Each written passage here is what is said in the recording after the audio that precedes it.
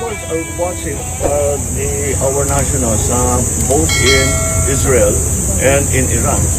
And as a matter of fact, we have already contacted all our nationals and asked them if they want to be evacuated. Some have asked to be evacuated out of Israel. Some now, nung una, sa Iran, ayaw nila munang umalis. Pero ngayon, meron nang sinasabi na kailangan, wala silang, natatakot na sila, kaya papatuloy na makalabas. Ang naging problema natin sa pag-evacuate sa kanila ay dahil sa gera, maraming sarado na airport. Kaya naghahanap tayo ng ruta kung saan sila mailabas. But we have been able to do that.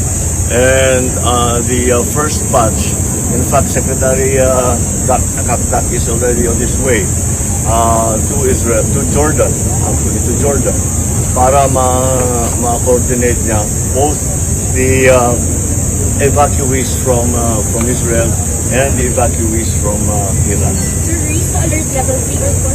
To? Alert level 3 or 4, mandatory repatriation? No, not yet. We generally leave it to each individual or each family to decide for themselves whether or not they feel safe or whether or not they would like to be evacuated.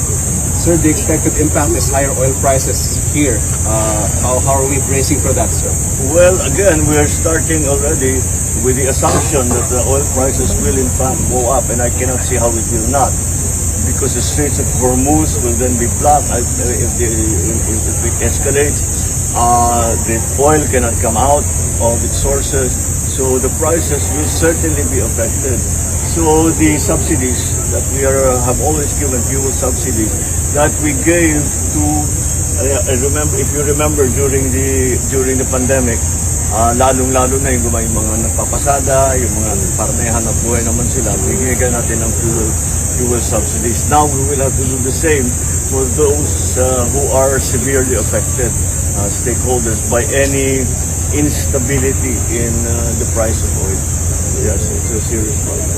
Salamat, sir.